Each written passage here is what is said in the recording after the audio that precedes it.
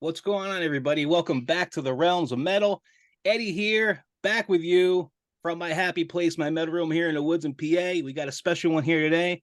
We got my buddy from across the pond, John Gill, all the way from England, my brother from another mother. Welcome back to the show, man. Cheers, Ed. Good to be back with you too. Been a Good long to have you time, on, but brother. So, what are we doing here today, John? it's the year of glory in heavy metal as far as we're concerned. Certainly, kids of our genre or age. 1988. I think for both of us, it was a very special year. It means a lot to each other. Yeah. It was a transitional period for both of us, wasn't it? Yeah, I mean, 88 is the year. I don't want to give anything away, but 88 is the year I kind of dabbled in hard rock and heavy metal here or there. And I don't know how you Yeah. were back then, but Yeah. there was one record in particular that made me a metalhead, and that's the year I became a metalhead. So It was like a bit of a second coming type, I've seen the light, when it comes to heavy metal, I think, wasn't it? and it Especially was a hot. magical time for, I know probably for you too, but for me, discovering all these legendary bands that we still listen to this day. Yeah. And it was like everything we listened to back then turned out to be gold. Like when we first heard Yeah. Overkill, when we first heard Exodus, when we first heard Slayer, like all that stuff. We still listen to it to this day, all these years later, and it's a special thing for me, and I know it is probably for you too. Yeah, and I think that's testament to just to how good quality the music was that particular year, and though the years around it as well for a good few years afterwards. But Oh yeah, yeah, 88 for me, it was the year that I kind of like cast off my hard rock chains and grasped the thrash metal ones instead yep. and put them on. Yeah. There you go. So John and I tasked each other with coming up with. We came up with 18 of our favorite records from 1988. Now they're going to be from any genre, straight up metal, thrash, hard rock, even some death metal roots here we got in these lists. So it's going to be fun, and we're gonna save our favorite to last, but anything else is on the table. So John and I are gonna switch back and forth. He's gonna give a record, and I'm gonna give a record because we're gonna have a lot of duplicates here. So that said, what do you want to talk about first? What's your first record? I think probably an important record that year, and it's not by any way means a classic for the band itself, but it was the start of the turning point for me. It was AC/DC's "Blow Up Your Video." Nice. Um, yeah, the Heat Seeker video was on, Headbangers Ball. We had Raw Power in the UK, which is a video show. And Heat Seeker came on, and I'd heard of AC/DC before that, obviously Back in Black. I was familiar Yeah. with that, but I went out and bought the album, and it floored me. Yeah. It's not one of their classic albums, but nonetheless, great album. Yeah. Great album. Like I listened to AC/DC before I was a metalhead. Like I had an uncle who loved arena rock, so I heard, Back in Black and Highway to Hell and Dirty Deeds, and I heard all that AC/DC stuff when I was a kid. So once I became a metalhead, it was a no-brainer for me to just grab everything that AC/DC put out to that point. And the same goes with the other song. That's the way I want to rock and roll. It's just punchy tunes. Yep. And you start listening to it, and it was the time I was in. My journey started with football as well, NFL football. So Yep. The games just play that kind of music. So you watch it on TV, you hear the stuff, and it's that kind of education as well in a way. But cool band. Still love AC/DC to this day. Great stuff. Great pick. So I'm gonna go Sanctuary, Refuge Denied. Cool. Sanctuary was like a power thrash metal band from Seattle, Washington. Everybody is probably familiar with Warrell Dane, who later did Nevermore, right? So this was their first on Epic, and it was produced by Dave Mustaine. This was his. Yeah, He yeah, produced this record back in the day. yeah. Engineered by Terry Date. Everybody knows Terry Date from the Overkill stuff to the Slayer stuff, Prong, Metal Church. He's done a ton Yeah, of stuff. Cover art by Ed Repka. yeah, yeah. Who else? Great record, man. I love this record. Rip Worrell Dane. I never met him, but on that first Gigantour, I think it was way back in, geez, I want to say 2006 or 2008. I forget the year, but Nevermore was on that first Gigantour with Mustaine, and I Yeah. didn't meet him, but we were online to meet the band, and he walked by and he said hello to everybody, which was pretty cool for him to do. So never met him, but he did say hello to me while we were online waiting for Megadeth. But great record, man. How do you feel Great about voice, great, Refuge Denied? great voice. It's good. It's a good album. I was late getting into Sanctuary. In fact, it was around the time Nevermore came out that I knew of Sanctuary, but and I knew Dave Mustaine produced that first record, but they just you don't get all the albums, and you go back to some bands, but yeah, good album and good band. It's just a shame, the guy in around. Yeah, I got the second one. That was my first Sanctuary. I think it was Into the Mirror Black. Yeah, And yeah, then I went back and got this one, after yeah. that one. But Mhm. great record, man. What's next for you? Right, I would probably say Iron Maiden's Seventh Son of a Seventh Son. Um, like I said in the first album, AC/DC Block Me Video, Seventh Son, I'm sure that was around out released not long after the AC/DC album. And again, it was my first proper Maiden album. Me I too. was aware. Yeah, I was aware of Number of the Beast. I remember, Run to the Hills. Everyone knew Run to the Hills, but Yep. it was the first album I picked up from Maiden, and you know what, I was absolutely blown away. And still to this day, my favorite album. I think almost every song was released. It feels like of it, but It's a it, brilliant record. yeah, Definitely also my first Maiden record. Now, I heard Maiden prior to this, but I just yeah, never picked up any of the stuff, until 88, obviously. And then yeah. this is my first Maiden record. So The artwork is just stunning. Yeah, Derek Riggs was just on fire back then. But Derek Riggs. Yep. yeah, yeah, I just remember the "Can I Play with Madness" video with the school pupils doing the sketching and some ruins and stuff like that. Yep. Really cool, and Now, they were really chart toppers as well. They were bothering the charts. You'd see Madonna and Prince in there, and you see Iron Maiden in the top man, 10.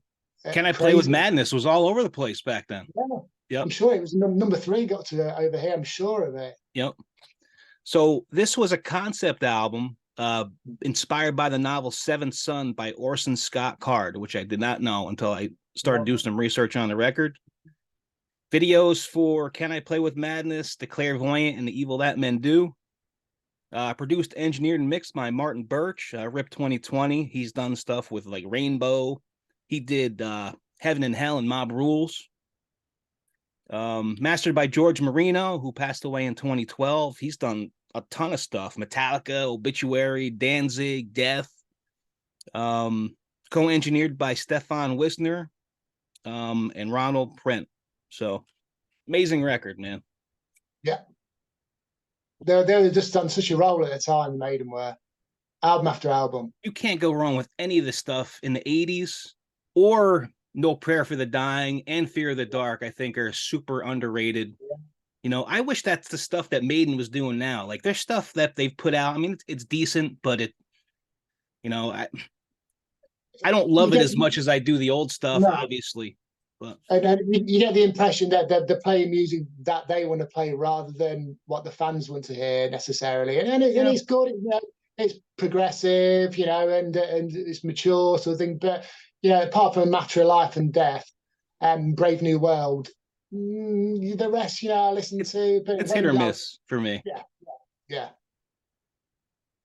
All right, so let's do. This is probably going to be on yours. Let's go Anthrax, State of Euphoria. yeah.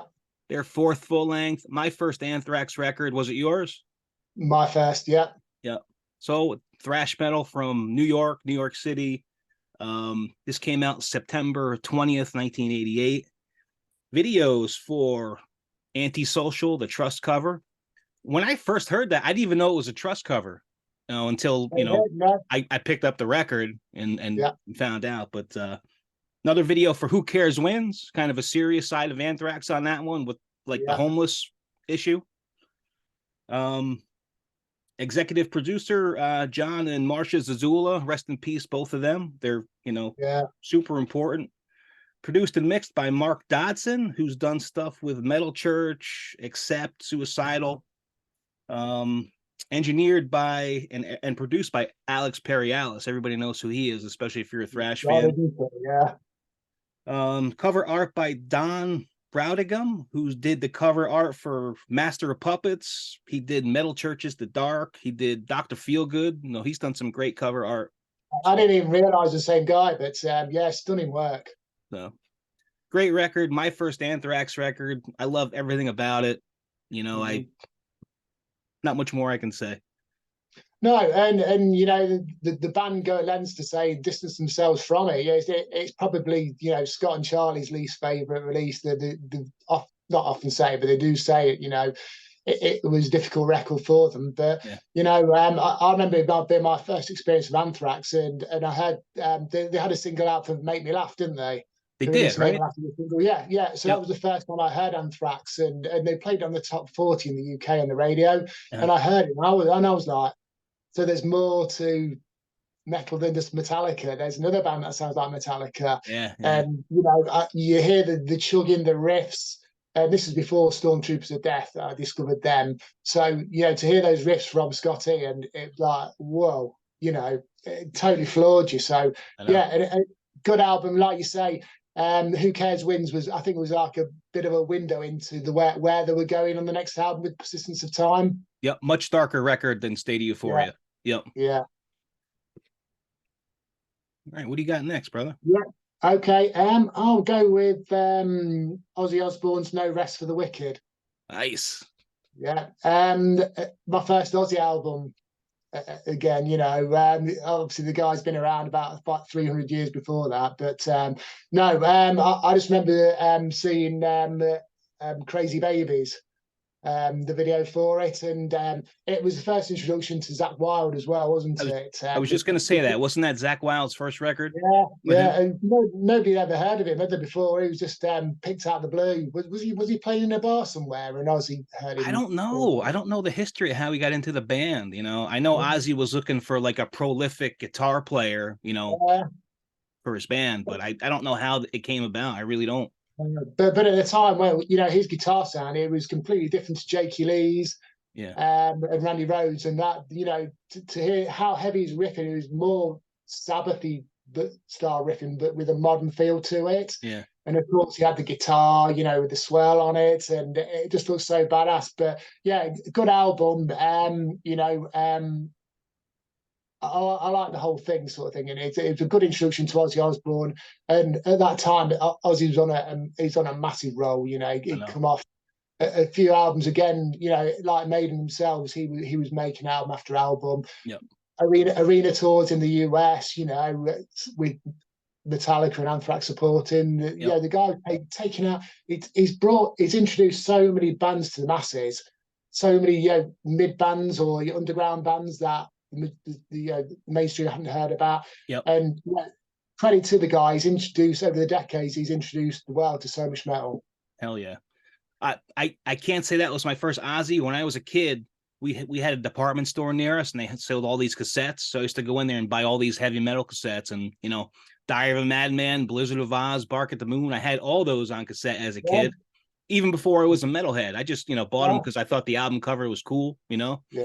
And I listened to those as a kid, so I have a history with Ozzy, even before I became, a metalhead. So he's a special guy for me. I just adore the guy. Yeah, he can do no wrong. And even his later stuff, he's not as good as what it was in his early days. But, the guy's just a legend, living legend. And, like Lemmy, the day he goes, it's going to be a big, big gut punch. It'll be a very, very sad day. I'm not looking forward to that. No. All right, let me see. Let's go.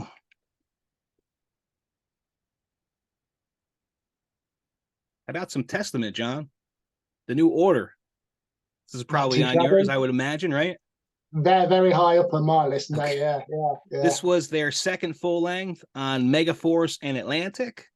Came out May 5th, 1988. Thrash metal from Oakland, California. Everybody knows Testament.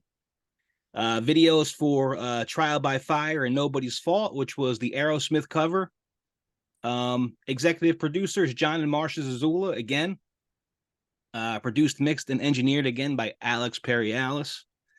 Mastered by Tim Coyne, who passed away in 2017. He did so much stuff, that guy. He mastered the first Deicide record, the self-titled. He did Ride the Lightning. He did Nuclear Assault's Game Over. So great record. Cover art by William Benson, who did the Taking Over cover art for Overkill. He did Other Testament. He did Practice What You Preach. He did Souls of Black, so brilliant record. Was this my first one? No, I think Practice What You Preach was my first one. And I went back and got the back catalog after that. Same here. Yeah. I think, Practice What You Preach was the first time I heard. Saw the video on TV for it, and then on the strength of that album went and got New Order. But fantastic album, and the first half of the album is just a blitzkrieg of thrash. The title track, Eerie Inhabitants. Brilliant, man. Trial by Fire. It's The Preacher has always been one of my favorite Testament tracks. I was going to say, just when Shillbilly screeches that, it's just so awesome.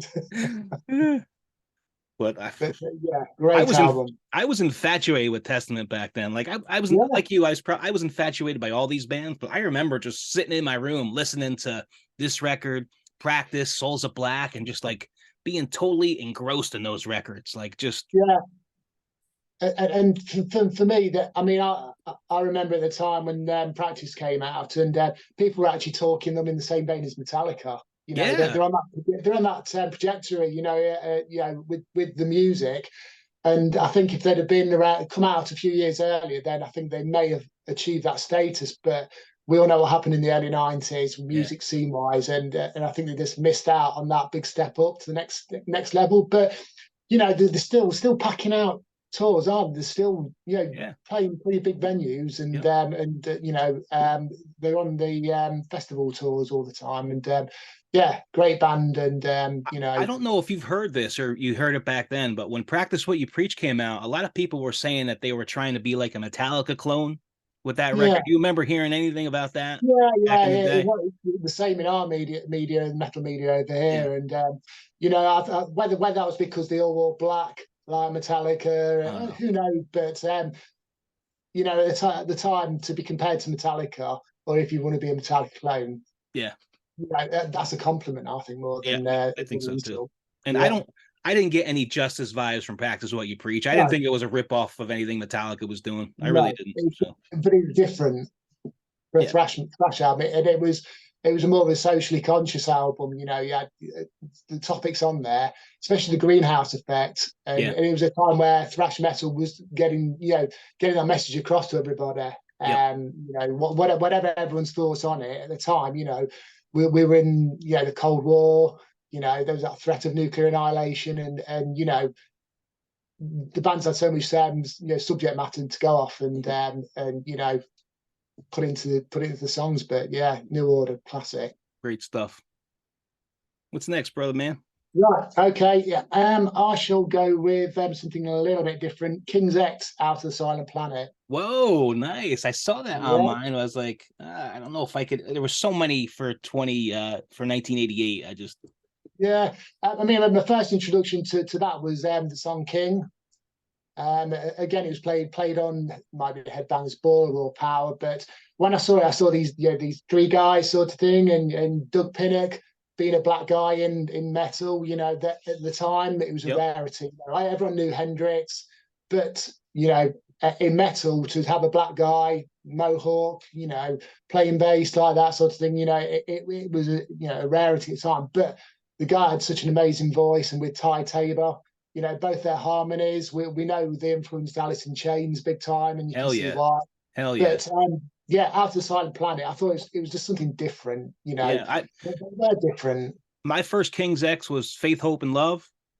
From seeing the video on the Headbangers Ball, what was called "We Are Finding Who We Are." Was that the name of the song? That was my introduction to King's X, and I fell in love with them instantly, and I bought that record and went back to the back catalog. Yeah, Gretchen Goes to Nebraska, another really good album. Yeah. Let's see what we got. I'm gonna let's do the first Danzig, John, self-titled. This came out Yeah. August 30th, 1988. First release, Deaf American. Everybody knows Glenn Danzig from the Misfits and Sam Hain, and he is from Lodi, New Jersey. Videos on this for Mother, Am I Demon, and She Rides.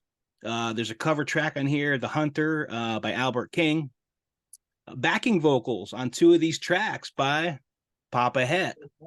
He's not credited in the record, but if you listen to those tracks, Twist of Cain and Possession, you can hear fucking Hetfield in those choruses. I've You got to get can't back like to that. listen, like when you hear the choruses on those, just like keep an ear out for Hetfield, and you can hear him singing on those. Cool. But it was like it was some kind of contractual thing where they couldn't credit him for in this record for a label thing. But love this That's record. a shame. Yeah, but I think Metallica did more for Danzig than anybody else, because Totally you know agree. Hetfield wore the Danzig shirts, and I remember and Yeah. at the time, much like Sacred Ride with Jason Newsted, that was why I bought those albums. You know, Yep. and the fact if they were good enough for James Hetfield and Cliff, you know, then I mean, without Metallica wearing all those old Misfits shirts back in the day, like I would have never got into the Misfits. no, Like every time you saw Metallica, whether it was Hammett or Hetfield or whatever, they all had a Misfits shirt on. Cliff Burton. That's what really got me into the Misfits, the Metallica. Yeah. Yep. And at the time, you know, you thought they were a thrash metal band, so to listen to them, they're just a way out punk band, but full band. Now, one thing I learned about the Danzig skull, I heard it was a ripoff from a Marvel comic. So I researched that, and sure enough, if you look at the Danzig skull art, if you look at a Marvel comic called The Saga of Christar, #8, it has that Danzig skull on there, and that's where he got this from. And I don't know how he's able to use it. Maybe he altered it a little bit, but anybody out there, Google that comic, the Saga of Christar #8, and you're going to see the Danzig skull. That's where it came from. Pretty neat. But it's an iconic skull, isn't it? Everyone knows what that skull is, don't Hell they? yeah. So and you see the t-shirts, and you know straight away what it is. But Yep. good album, and it didn't fall into the metal genre so much as a metal album, but it was heavy. Yeah, and I love Glenn Danzig's vocals. To me, he was like the heavy metal Jim Morrison. I know a lot of people compare him to that, but to me, like nobody sounded like Danzig. It's like in the metal world, you know, his approach, his style, like really unique and really just absolutely killer. Love his vocal soulful style. voice. Yes, a real soulful voice, you know, and he can be growling 1 minute or barking vocals, or then he'll be like something really smooth, and it just great singer. And some of this stuff on this first record, and even on Danzig 2, very bluesy. Yeah. Real blues influence on some of that stuff. The second album was the one that got me into the band, but so I went back and got the first album. But yeah, some of the bluesy tracks on there. Yep. Opens a doorway to another type of music from him, I think. But those first 3 or 4 albums are just brilliant, solid albums. Brilliant. Yeah. Right, on to me now. I shall go with Overkill, Under the Influence. Yes.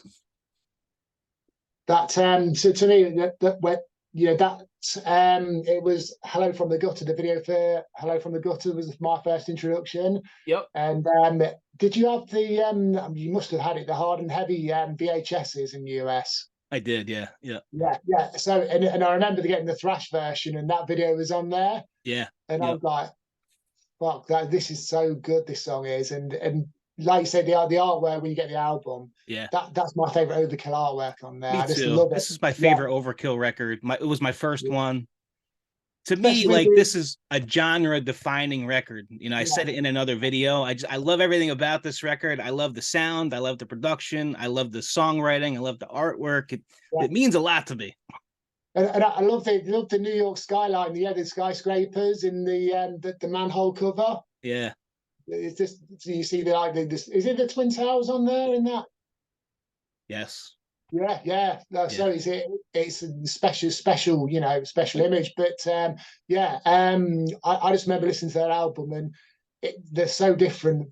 Overkill as a thrash band, and Terry Date's production is flawless, I think. And you know, he had that certain sound he gave those Overkill albums, which nobody else sounded like. This And one to me was more raw than the other ones. What do you think about the yeah, production on this one?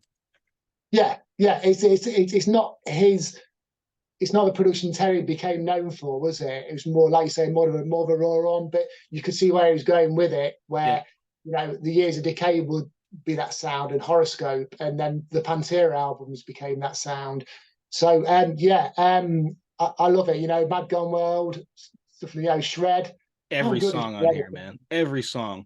That solo on End of the Line. Remember that? No, the really long solo on End of the Line. Bobby Gustafson just crushes on this record, man. Ugh. Yeah, Like memorable solos, like almost like a good solo is almost like a vocal in a chorus. Like it yeah. sticks with you and you remember the solo. Like, geez, he killed it on this record, man. Like, But at the time, to me, he was the closest there was there to Hetfield out there. right? Ugh. Bar players. He was just, you know, rhythm, lead. He could do it all, you know. So when he left the band, it was a big, you know, punch to the gut. And yeah, but you know, for those releases he was on, you know, the guy gave them that special sound. Yeah. So this was Overkill's third full length. They came out July 5th, so everybody knows. Let's do I'll do my last CD here. Everything else I got on vinyl. This was how about Nuclear Assault Survive, John? Yeah, good album. Legendary thrash band from New York City. It was their second full length on IRS and Under One Flag. It came out on June 13th. Led Zeppelin cover, Good Times, Bad Times. Produced by Randy Burns, who's done stuff with Megadeth, Mortal Sin, Creator, Suicidal. Engineered by Casey McMacken, who did stuff with Violence, Megadeth, Dark Angel. Cover art by Sean Rogers, who did cover art for like Purgatory, Dark Angel, and Sinister. Great record. I love the sound on this record too, man. How do you feel about this one, John? Great album. I mean, my first introduction was Handled with Care. Me too. So again, it was getting the back catalogue again for them. But yeah, solid thrash band, underrated thrash band, and I don't think they ever got the dues that they deserve. But Yeah. yeah, good release. I kind of wish I don't think they're together anymore, right? Nuclear Assault is pretty much done now, I think. Yeah, yeah, because John Connolly's he's a teacher now, isn't he? Is he Something a like lecturer that. or Yeah. something like Yeah. that? So Yeah. yeah, I saw him at Bloodstock probably about 7 or 8 years ago. They came back and did a EP, didn't they? Released an EP. Pounder was called. Yeah. Yeah, Yeah. that's the one. So they were kind of touring the European festivals with that. So to get to actually see them, you know, because I think after that they just Yeah. went Yeah. their own ways. But yeah, special band, and yeah, again, like I said a bit earlier, a socially conscious band. They're very, you know, the environment was all for them, sort of thing, at the time, and I guess still is for them. But yeah, you know, I just wish we had more Nuclear Assault. Me too. Me too. I only ever saw him twice. I only got to see him 2 times. So Yeah.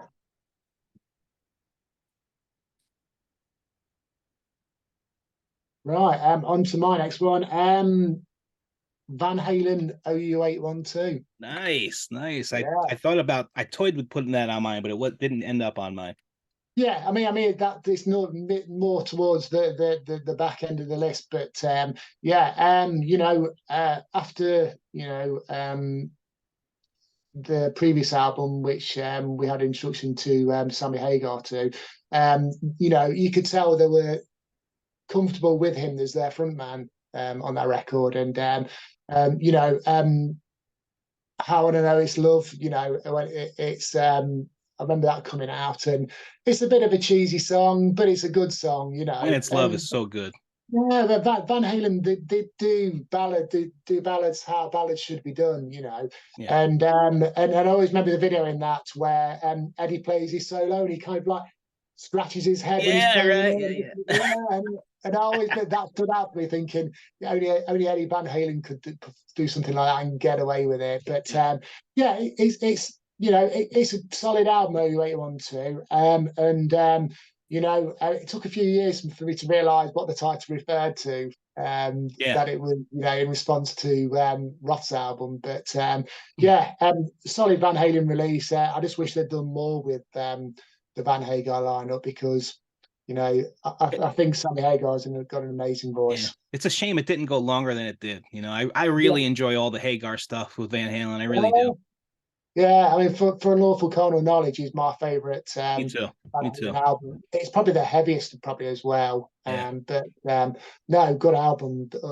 But yeah, it's a shame they didn't do more with him. See what I got. How about let's talk a little punk rock, John? Mhm. About Bad Religion Suffer. This came out in September 8th, 1988. It was their third full length on Epitaph, legendary punk rock band from Los Angeles, California.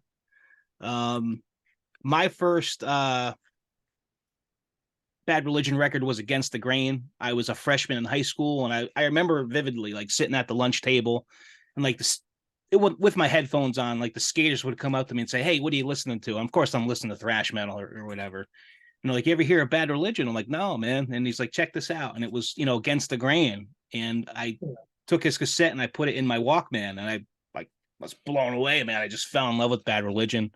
Then I went out and got all the back catalog from there. And Suffer is so fucking good. Like Suffer, No Control, and Against the Grain are my three favorite Bad Religion records. You Are the Government is a track on this record. It was actually covered by Creator, so check that out. Really good. It was on the Hordes of Chaos Ultra Riot Edition, so it wasn't on the regular version. It was on like a special version that came out. Um, Produced by the band and engineered by Brett Gurwitz of the band. Uh, fuck, every song is good on here. It's a mind blowing record for me. Do you like Bad Religion at all, John?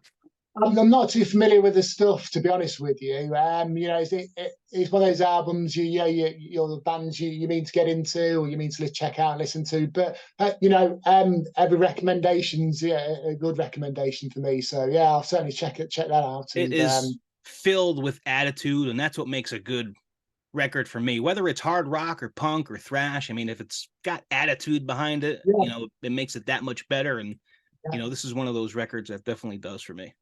I like the art on it. It's cool, Killer, right? cool. Yeah. Burning Boy. Yeah. Bad Religion. Suffer.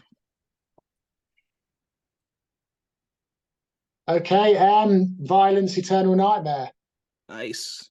Solid album. Yet again, inspired me to buy it. Jason Newsted, because he used to wear the Violence t-shirts on tour. Yeah. That guy never gets the credit for launching a couple of bands' careers, I think, because he did so much for Violence and Sacred Right. He wore those shirts religiously, the guy did. And I'm surprised Lars and James let him. You know what they're like. They don't even put bass on their album. So to get away with that, he was lucky with that. But yeah, I just remember, seeing Violence t-shirts Jason used to wear, and I thought, you know what, it was good enough for Jay New Kid. It's good enough for me. Hell yeah. I popped out. Awesome artwork. I love that artwork. Whether it's the kid falling into the mouth, but solid album.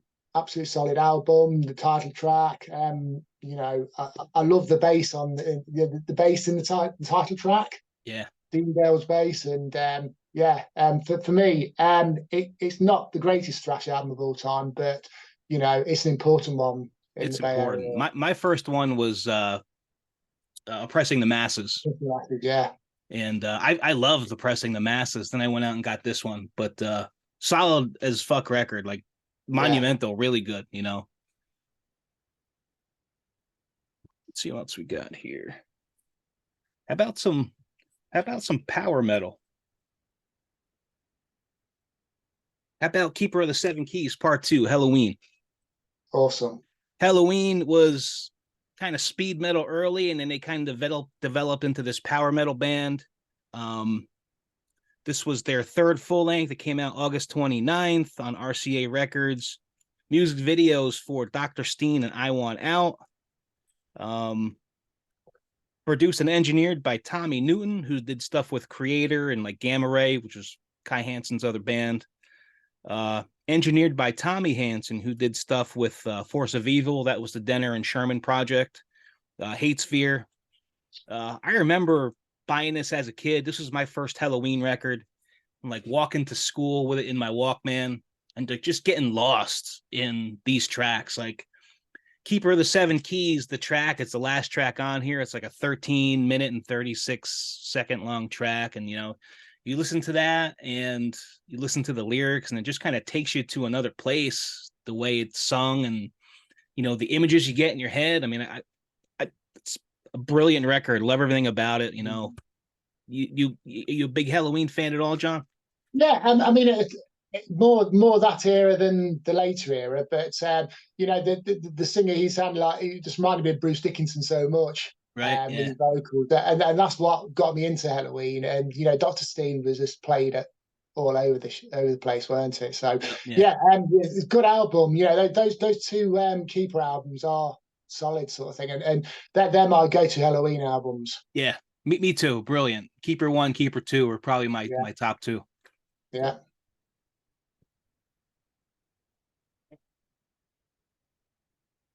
Okay, I'm going for next. I'm going for South of Heaven. Nice. Yeah. That's a top 5 album for that year, definitely. I mean, that was my first introduction to Slayer. And it was more, I'd read about them in magazines and I hadn't heard any of the songs, by them, but it was, I saw the cover, saw how badass they looked on the back, in the leather jackets, the black and white picture of the band photo. And I was like, you know what? There's something that makes them gravitate to buying their music. So went out and bought the album, got it, and it was like, it was sick. It's just a pure, evil album, aren't they? And you listen to some of the lyrics and some of the song topics on there. And there's a lot of warfare stuff on there as well as the satanic stuff. But it's I kind of like bought that album, then went to obviously Rain in Blood. Yep. But for me, South of Heaven, stuff like Behind the Crooked Cross, Mandatory Suicide, and the title track. Brilliant. Spill the Blood is probably one of my favorite Slayer tracks of all time. Yeah. The start of that, Jeff Hanneman, it just gives me goosebumps even thinking about it. And you know what I find interesting? Like if you listen to Kerry King talk about this record, he doesn't look at it too fondly. I don't think he's a big fan of this record at all. Yeah. And I think for a lot of Slayer fans, it was such a departure, wasn't it, from Rain in Blood, the speed and the aggressiveness. But for me, I just think they kind of like became better songwriters on that album. Yeah. The songs were not, I want to say the word catchier, but more memorable. They were on a roll at the time again during that era. And I mean, what strikes me about the old Slayer stuff is they all sounded different, like Show No Mercy, Hell Awaits, Rain and Blood, South of Heaven, Season in the Abyss. Yeah. Brilliant records, all of them. They all sound different. They have a different vibe about every one of them. They weren't trying to do the same thing over and over with every record. And for them coming off Rain and Blood to do this, I mean, they intentionally like slowed down for this record. Like they really did. Ballsy thing to do, yeah. Yep. And this is a record that has a feel for me. Like I love those records that have a feel. This really does have a feel. Like you put it on, you just get like sucked into it, with the production and the songwriting, and I love everything about it. So this was their fourth full length, came out July 5th, 1988. Now I didn't get into Slayer. I mean, this is my first Slayer record, but I didn't buy this until later on in the year. I remember buying this and Rain and Blood on the same trip, just getting into Slayer. So those are my first 2 Slayer records. And, I went to the back catalog from there. And then a few years later, we got Seasons in the Abyss, right? So, like Judas Priest cover, Dissident Aggressor, produced by Rick Rubin, engineered and mixed by Andy Wallace, who did Sepultura, Ghost, White Zombie. Cover art by Larry Carroll. Brilliant cover. That was the first was that the first Deaf American release, was it? Was it the first Def? I mean, I know it's on Def Jam, but I don't know if it's the first one or not. I didn't see that, but Yeah, obviously, like Raining Blood was the first Def Jam release, Yeah. but I don't know whether that or Seasons was first Def American, but I think it was, right? yeah, Okay. South of Heaven. Oh, let's go to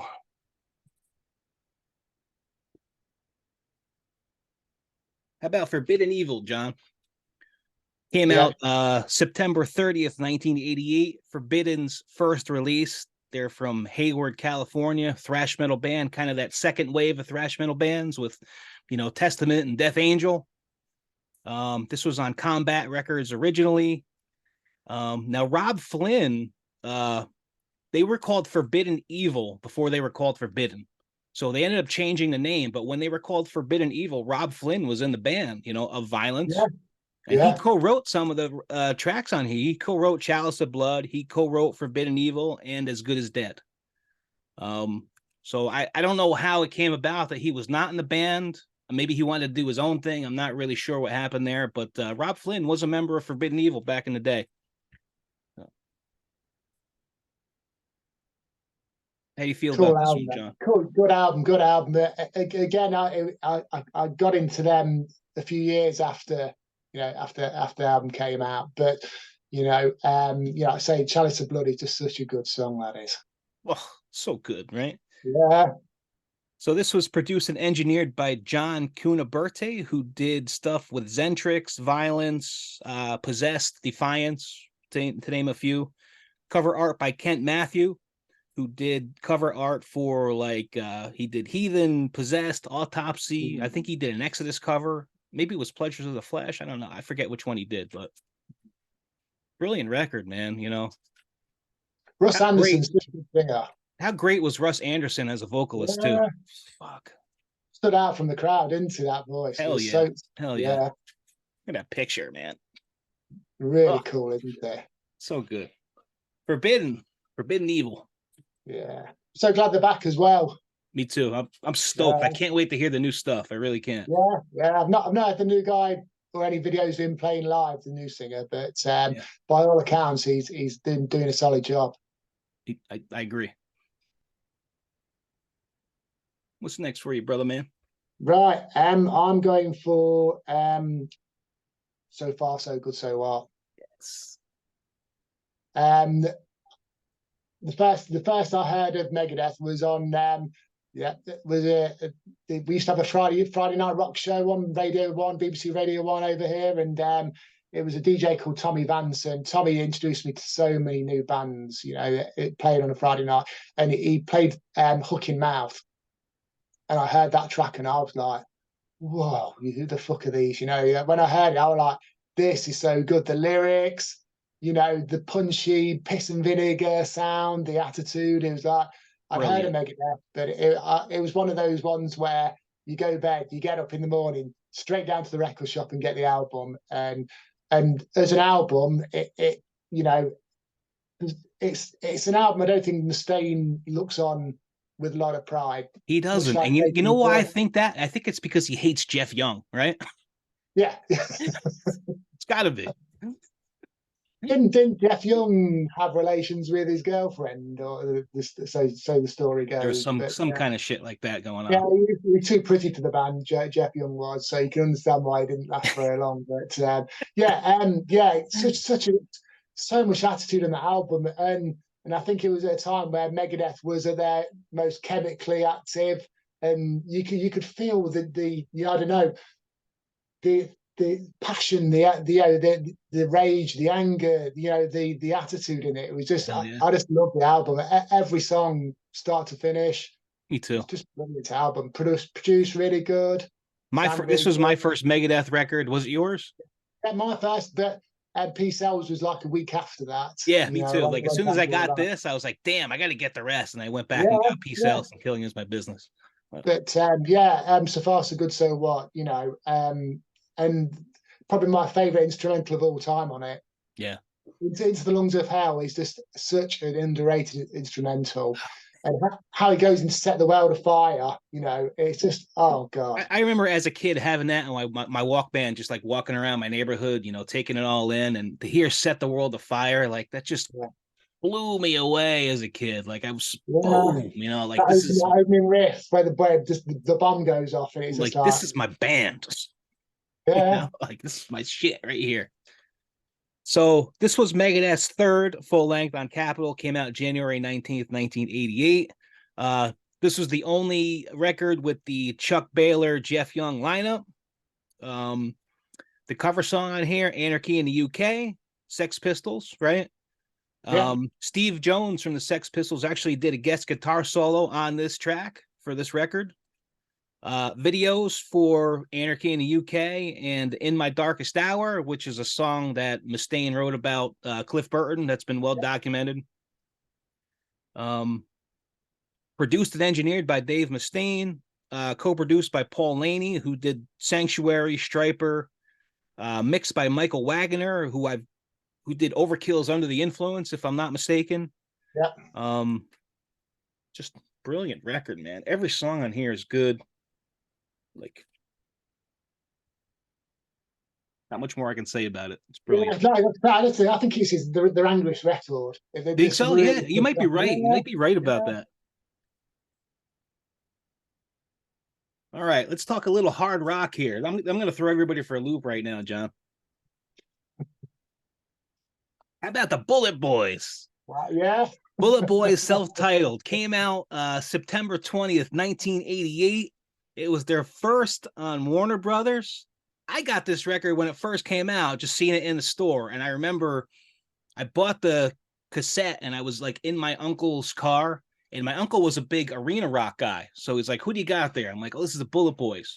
You know, I said they're kind of like a hipper, you know, more modern version of Van Halen. He's like, "Oh, well, we'll see about that," because he was a big Van Halen fan. And we put the cassette on in his car, and he was like, "This is really good." He was like blown away by it, and Yeah. I just love the guitar tone on this. I love the songwriting. It brings back a lot of great memories for me. They did the video for "Smooth Up In Ya" and for "The Love of Money," which was OJ's cover. Just brilliant songs. Now, the cover of this record is based on a photograph from, he was actually a scientist. It was called 30 caliber bullet piercing an apple. So it was a Hmm. photograph taken by the scientist called Harold Edgerton. Hmm. So produced by Ted Templeman, Van Van Halen, right? He Halen. did Van Halen Yeah, stuff, yeah, Sammy Hagar, Aerosmith. So right in the yeah. same vein there. Um, I don't know. Were you into the Bullet Boys back then?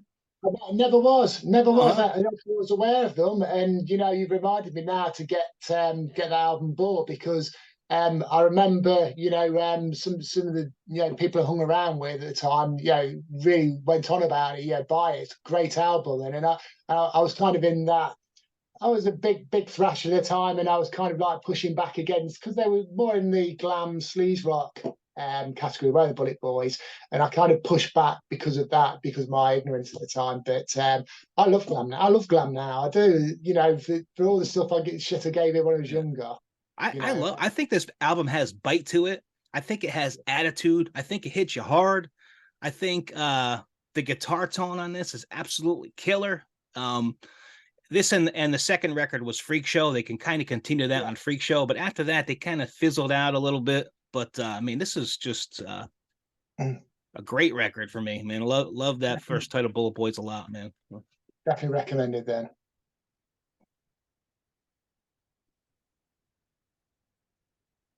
Okay, right. Another one for me was Flotsam and Jetsam, No Place for Disgrace. Nice. Yeah. Again, you can guess where they got the influence from to buy the album. You know, Jason Newsted, but obviously, they got a lot of fans due to Jason joining the band. I remember seeing the album in the shops, and it's got the two Japanese guys, with the ceremony, the dagger, ready Yep. to the sword to put plow into himself, and Mm-hmm. that cool artwork for that. Really cool. And I bought the album, got it home, put it on, and great album. Underrated band, always have been. Never got the credit they deserved. It's always Nope. like been due to Newstead, which is a shame. But Yep. yeah, those first three albums for me from Flotsam were great thrash metal albums. My first record was When the Storm Comes Down from them, only Yeah, because I saw the video on the Headbangers Ball, Suffer the Masses, which yeah, I think great, is just great song. a mind-blowing track. Suffer the Masses is so good. Punchy riff on it, isn't it? Oh man. So when I bought Suffer when I got When the Storm Comes Down, that's when I went out and got the back catalog for Flots on that. So But, yeah, the like I say, the artwork is. I can't remember the guy's name. Beyond something, I can't remember, but I'm sure it's the guy who did all the fantasy artwork. I know who you're talking about. Yep.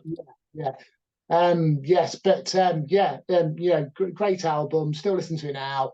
But I think as a band, they're probably more of a power metal band than a thrash metal band Right. nowadays. I kind of agree. Yeah. Yeah, but those first three releases were proper thrashers. Totally agree. What we do next? Let's do. How about some death metal? How about Death's Leprosy? This came out November 16th, 1988. It was their second full length on Combat. Death is from Altamont Springs, Florida. Now, this is the only full length with Rick Ross in the band. Rick Ross, Chuck Schuldiner, Cam Lee, started way back in like the early 80s, like 83, 84 with Mantis. Then that led to Death. They were both out of the band. Scream Bloody Gore came out. They were doing Leprosy. Now Rick Ross is back with him for this record. And I love Rick Ross's guitar tone on this. I love his soloing on this. Like he's got that unique style. It's kind of a signature style that I really like. How do you feel about Leprosy, John? That's classic death metal, isn't it? Hell yeah. And those first few releases for me are my favourite death albums. Scream Bloody Gore is my favourite, but inspired so many, hasn't that album has. So many. Gruesome are obviously at the altar of death, but I was late to the show with Death. I was never a death metal fan back in the 80s sort of thing, and it took a few years for me to get into it. But faultless. My first material. Death record was Spiritual Healing. That came out in 1990. So yeah, and then I went back and got the back catalog from there. Yeah. Great band. This was produced by Dan Johnson, who did stuff for Whiplash, Savatage, Corner, to name a couple. Engineered by the legendary Scott Burns. Mastered by Michael Fuller, who did stuff with Deicide, Sepultura, Obituary. Cover art by Ed Repka on this one. Yeah. So many good album covers that guy did. So many good album covers. But oh man, these days, I don't know what he does these days, whether he does freelance still or whatever. But I just think his talent's criminally underused, and I'm so glad. I think he did a few Municipal Waste album covers. I think he did. I think he's doing the new Morbid Saint album too, Swallowed by Hell. I'm pretty sure he did the artwork for that as well. I got to double check. But the Art of Partying he did for Municipal Waste. I think you're right. I love that album cover. Yeah, those Municipal Waste album covers just pop with the colors and the artwork. I mean, they grab your attention. I love that. Yeah. They're pretty much they're an album like the old classic thrash albums. Yeah. Their artwork pretty much sums up what you're going to get when you pull off the wrapping, put the vinyl on the CD. You know what you're going to get. They're a total throwback to the 80s. I'm with you 100% on that. Yeah. So glad they're around. Me too. Right, okay. Obviously we're running out of releases now. I'll go for Queensryche, Operation Mindcrime. Yes. Got into them through a friend. He taped me the album with a certain Fabulous Disaster on the other side of it. But I remember hearing Queensryche's Operation Mindcrime and thinking, what is this? Something really, really, really different. Yeah. Eyes of a Stranger's got to be one of the greatest metal songs of all time. You know, that was what stood out for me, that song. But the whole I'd never heard a concept album apart from, you know, Iron Maiden, Seventh Son before that. So to me, it was a window into a new kind of music, kind of genre side of metal I wasn't aware of. So, but yeah, Jeff Tate, amazing vocals, absolutely amazing. I really think that this is one of the best metal records of all time. I really do. Yeah. I I I I think so highly of this record. Like, now this was their third record on EMI. It came out on May 3rd. Their style is kind of like a mixture of metal, power metal, progressive metal at the time for this record. You know, now, and this was a concept album, you're right, for it was based on a drug addicted youth who was swept up as a pawn in a series of political assassinations. That's what the story was kind of around. Uh, to me, one of the best metal albums ever. Uh, Produced by Peter Collins, who did stuff with Suicidal Tendencies, Tigers of Pantang, Rush. Engineered and mixed by James Barton, who did some stuff with Metallica. He did Power Man's Absolute Power. Mastered by Bob Ludwig, who did tons of stuff for like Def Leppard, Anthrax, Megadeth, Metallica, Ozzy. The list goes on and on with that guy. Cover art by Charles Wesley Griswold. So I, like I said, I think it's one of the best metal records of all time. Yeah. Like, how many videos did they do? They did like 6 videos for this record. Oh yeah. Like, they did Eyes of a Stranger, right? I Don't Believe in Love. Yeah. Revolution Calling. Operation Mindcrime. Breaking the Silence was another one, right? And wasn't there a video for Speak too? I think there was. It was, yeah. To Google it, but brilliant record, man. Yeah. All right, let's see what we got. How about this? How about Crimson Glory, Transcendence? Crimson Glory was kind of along the same lines of Queensryche, kind of, with, you know, metal, heavy metal, power metal, progressive kind of vibe to them. This was their second full length on Roadrunner. Came out November 1st, 1988. Did a video for Lonely on this. Like, the best track on here is Painted Skies. So if you're not familiar with Crimson Glory, just go on YouTube and put Crimson Glory, Painted Skies. You're going to fall in love instantly with this record. Now, they have other records in this, but this is really the only one I ever owned. I mean, I have checked out some of the other stuff, and it just doesn't do it for me, but this one definitely does.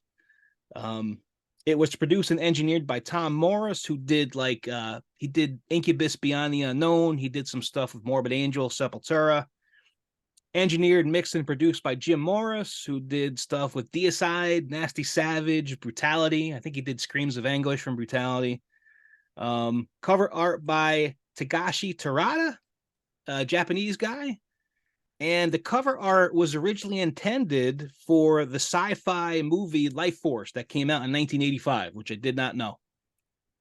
So it's a great record, man. If you're not familiar with Crimson Glory, check them out. Especially this one. Yeah, no, but I like the album. The album art's really cool. Yeah, guy's got a great voice. Yeah. So. Okay, we're not far. I think we're not far off there, are we? How many you got left? I think we've got 2 more left. All right, I got 2 too. So yeah. So Living Color Vivid. Nice. You know, everyone knows the song that introduces all to it. Yeah, Cult of Personality. Great rock album, great funk rock album. Really you know, and to think that we're touring with they're asked to join the Rolling Stones on their world tour at the time. Yep. And you know, for Mick Jagger to think so highly of a band, you know, that speaks volumes of just how good they are. But yeah, I think you know, is it Corey Reed? No, Vernon Reed, the guitarist, isn't it? Vernon Reed, yeah, you're right. Vernon Reed's a great guitarist, you know. He plays so many different genres on their albums, and yeah, just a good fun album. You know, it's one of those ones where, you know, if you don't want to listen to your thrash or your hard rock or sleaze or traditional metal, you want something a bit different. Living Colour's that band, and Oh yeah. yeah, love Vivid. Cult of Personalities, I think, is one of the greatest rock slash metal The, tracks ever. I really do. Like, all right, so let's go. I got two more left. We'll save that one for last. So, how about some Bathory, John? How about Blood, yeah, Fire, Death? This was Bathory's fourth full length. Came out. The record label was Under One Flag. Um, this came out October 8th, 1988. You know, Bathory's like, to me, they're like the first black metal band. Really, like they call them that first wave of black metal. And on this record, you kind of saw like what they would morph into with the kind of Viking metal style that they were doing. mm-hmm. And I listen to this and like I hear like Immortal, like Immortal's considered that second wave of black metal. Like I listen to a track like Fine Day to Die and I hear like Immortal in my head. Like more Immortal would go on and really take, what Bathory was doing and kind of make it their own a few years later. And to me, this record is a 10 out of 10. Like every song is good. Mm. Were you into Bathory back in the day? Never into it. Never black metal. I find it difficult to get into the music itself. But Yep. they were kind of like on my radar, much like Venom were. Yep. That kind of the similar kind of imagery from what I remember to Yep. them. So yeah, I'm aware of them. And they're another band I need to listen to. Yeah. Spend some time checking them out. Lots of people like them. I would start with this one. Like if you're gonna start with a record, start with Blood, Fire, Death. I mean, it's you Yeah. can't go wrong with it. So this was produced by Stig Forsberg, who was actually Quorthon's father. Quorthon from Bathory. Yeah. Mastered by Andy DaCosta, co-produced by Quorthon of the band. The cover is a painting. It was called The Wild Hunt of Din by a guy named Peter Nikolai Arbo from 1872. So that's where the cover art from this came from. The painter. So brilliant record, influenced a whole slew of that second wave of black metal bands. And Yeah. Bathory is a band that is so important that check them out. Awesome. All Right, right. I think the last one I had before the final one was LA Guns' self-titled album. Nice.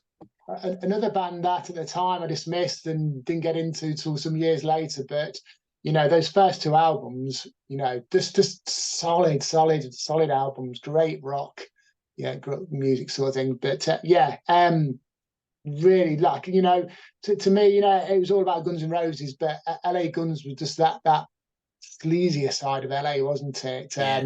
Real gutter music, I but had Cocked and Loaded as a kid, and that was a brilliant record for me. I yeah, listened to Cocked and Loaded all the time. I thought it was yeah, great. that was my first album of theirs, and then Yep. obviously went back and got the debut album. But yeah, they're still making some good music now. They The just put latest. something out, didn't they? Yeah, I've not got that one yet, but I've got the two or three before that. But since Phil Lewis come back to the band, Yep. but yeah, they're still making writing some decent music. Obviously, it's different to the '80s sound, but yeah, good band. Good for them. I'd love to see like a lot of these hard rock bands making comebacks. I know they're a lot older now, but it's just cool to hear them, still around making music. Yeah, and they still want to do it, don't they? They've still got the passion. So yeah. Yep. Well, let's get to our number one. And I know our number ones are the same because we've talked about it many times here. And that's, the mighty And Justice for All from Metallica. The record that made me a metalhead. It's a special record for me. I know it's a special record for you as well. 100%. Yeah. What more can be said about that album? But I hear so much of Injustice for All in so much music that followed it, and even later genres over the years. I think it's influenced so many different genres to come out of metal since then. But yeah, from start to finish, perfection. Yep. And I don't mind. A lot of people complain about the production on this record, that you can't hear the bass, blah blah blah. I think the production is fine. Perfect. I love it. Who did it? Flemming Rasmussen, right? Yeah. Was that the guy? Who wants Flemming fucking Rasmussen. Yep. Yeah. I have no problem with it at all. It's a dark record. It's, you know, Yeah. almost has progressive elements to it. You know, the songs are long. Um, Mm. you know, to see when this record came out, like, you know, the record that kind of made me a metalhead, and to just kind of get lost in it. Like, I didn't realize that heavy metal could be so, you know, dark and Blue. serious and Mm. brooding. And it gave me a, when I heard this, it gave me a different perspective on heavy metal altogether, you know. So it was really Yeah. the record that sucked me in and made me a metalhead. And I have such fond memories of listening to this record. I had a neighbor down the street who's actually the one who turned me on to it when it came out. He's like, "Oh, do you like Metallica?" I'm like, "I've heard of Metallica." He's like, "Well, this just came out. Let's check it out." And he's put it on. I'm like, "Whoa, this is amazing!" Like, holy shit! So change my life forever. Yeah, yeah, and like I say, I think if it wasn't for that album itself, then my whole musical journey would have gone on a different course. I'm sure it would have done. It may not have gone progressed that into that kind of music, but to me, it was the heaviest thing I'd ever heard in my life at that time. Yeah, And out of all, you know, I loved 80s pop as a kid, and yeah, I love 70s pop and whatever sort of that. But getting into heavy music, the first time I heard that, it was one of those defining moments in life yeah. for me. And it's so funny because this wasn't a commercial record, but when the video dropped for one, you know, it was all over the place. And, you know, it's kind of what catapulted Metallica into the mainstream, you know, Mm. and then of course we got the Black Album after that, and everybody knows what Yeah, happened after that. But this was by no means meant to be a commercial success. Like it, no, I don't think they expected it to, but like the video just really just blew them up. It was all yeah. over the place. Everybody knew who Metallica was when that video dropped. It was all over MTV and the Headbangers Ball. Mm.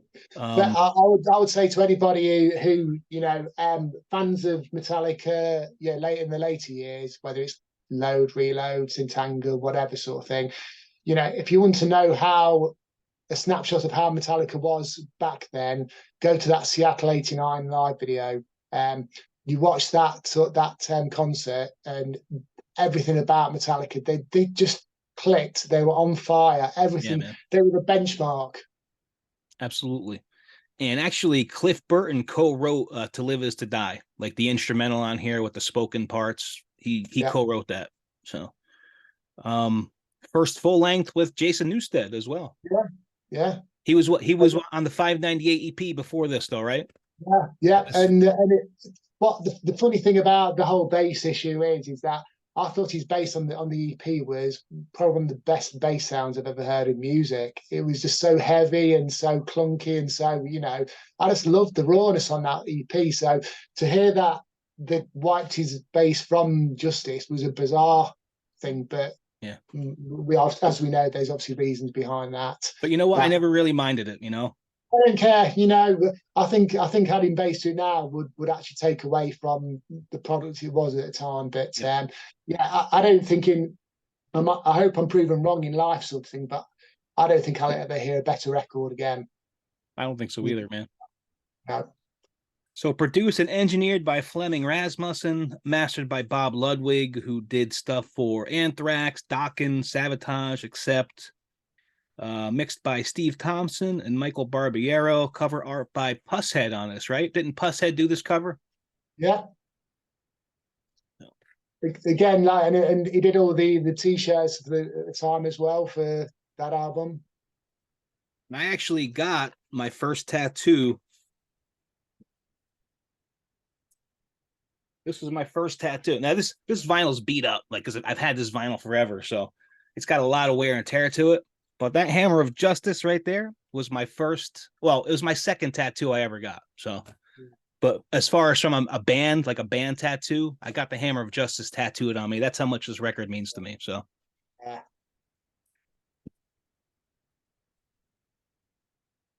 there you have it, man. There's our 18 favorites from 1988.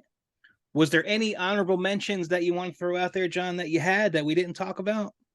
I don't think so. I think there was a few on the list that I didn't make it, which I love it as albums, but and I'm sure that there's more that came out that year that you know have slipped under the radar, but none for me. I had DRI Four of a Kind that I toyed with a little bit. Yeah, I had Death Angels Frolic Through the Park.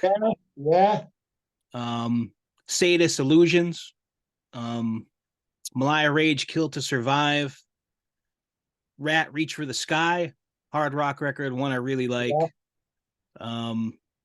Suicidal, How I'll Laugh Tomorrow When I Can't Even Smile Today. Yeah, yeah, good album. Incubus, Serpent Temptation, Death Thrash Band, really good. King Diamond's Them. Pestilence, Malleus Maleficarum was another one for me. So still tons of great stuff that came out that year, man. Tons and tons. Massive year. Important year for metal and for both of us personally, you know. Definitely, yeah, yeah. And I'd go back in a heartbeat. Yeah, man. That was a great time. Yeah. Drunken time too. Brilliant, brilliant. So that's it. We'll wrap it up. And you know, thanks for everybody for checking us out, you know, chilling with us here on a Sunday. And thanks to everybody who's, you know, subscribing to the channel, watching to the videos, commenting, you know, liking the videos. We really appreciate that a lot. And you know, this is a show by the fans for the fans. And you know, I can't say thank you enough. You know, thanks, John, for being on. You know, you're a part of this channel, whether you know it or not. I've said it, you know, before. So you know, really appreciate it. Love going back and forth with you. I love your knowledge. I love your passion. So likewise, yeah, you know, we've got a bond we've had for years, sort of thing, and that same kind of passion for the music, and we get still get as excited and still have as much fun from metal as what we did as kids. So it's really cool, and I'm glad, you know, to come on the show. It's really fun. Awesome. Enjoyed it. I've had a blast today. Right, man. Thanks for hanging with us on the Realms of Metal. We'll see you guys again real soon. Have a killer rest of your Sunday.